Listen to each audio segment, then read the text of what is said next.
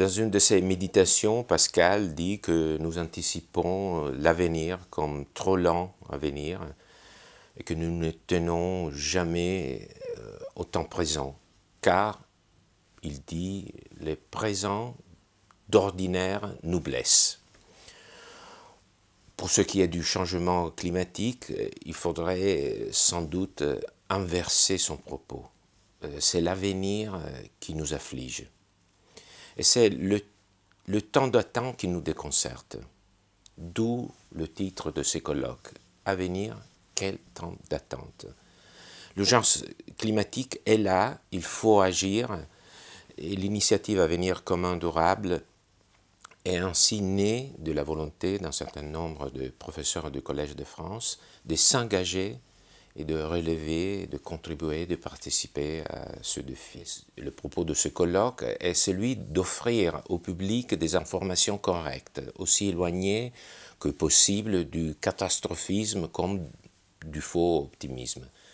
Dans combien de temps la hausse de température rendra-t-elle nos territoires invivables? Dans combien de temps l'élévation des océans, déterminée par la fonte des glaciers et par la dilatation de l'eau, déterminera la disparition des territoires de basse altitude? Et quand le stock des énergies non renouvelables sera-t-il épuisé?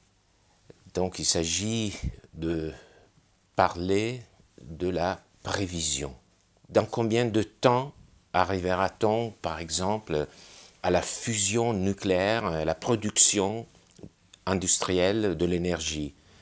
Quand atteindrons-nous la capacité de batteries nécessaires pour stocker des énergies à production intermittente? La prévision concerne l'attente sociale relative aux principaux éléments du changement climatique et de la transition énergétique.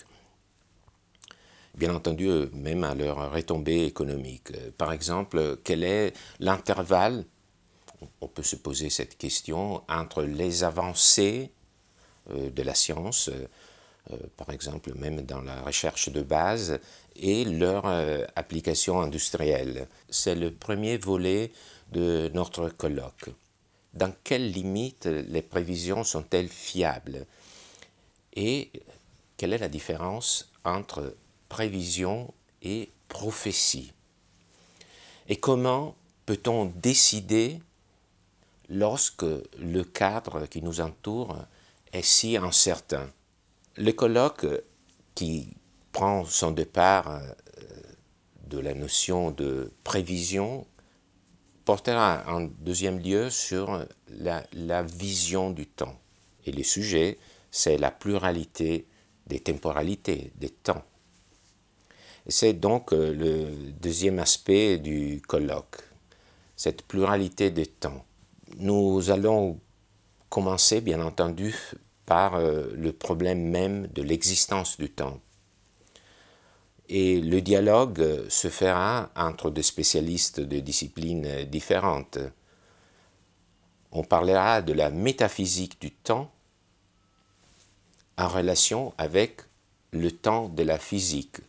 Ce n'est pas sans rappeler un dialogue qui a eu lieu il y a 100 ans, presque au jour près, en avril 1922, un dialogue entre Einstein, qui avait été invité par le Collège de France, et Bergson. Mais nous espérons que notre colloque va être moins conflictuel que celui entre les deux grands savants il y a un siècle. Nous le savons tous, chaque civilisation a sa façon de concevoir le temps. Donc il y a un problème historique. Nous connaissons le temps cyclique, celui de l'éternel retour, le temps de Polybe qui nous parle de la circulation, transformation des constitutions à partir de la monarchie jusqu'à la démocratie en passant par toutes les étapes intermédiaires. Mais il y a aussi le temps linéaire, par exemple celui de la tradition judéo-chrétienne, le temps eschatologique. Mais il y a pour l'historien peut-être une autre histoire aussi à faire, celle du temps qui manque et du sentiment que ça engendre.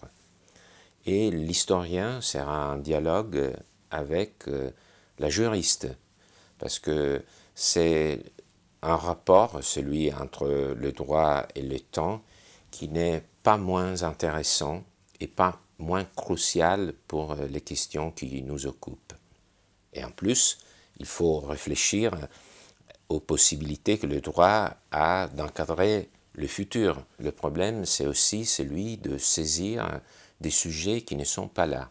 Lorsqu'on parle des générations futures, comment peut-on reconnaître des droits à des générations futures? Il y a un problème aussi de temps de réaction, parce que le droit est censé, par sa fonction, donner un ordre à la société, et donc l'ordre est plutôt stable que capable de s'adapter à un changement très rapide.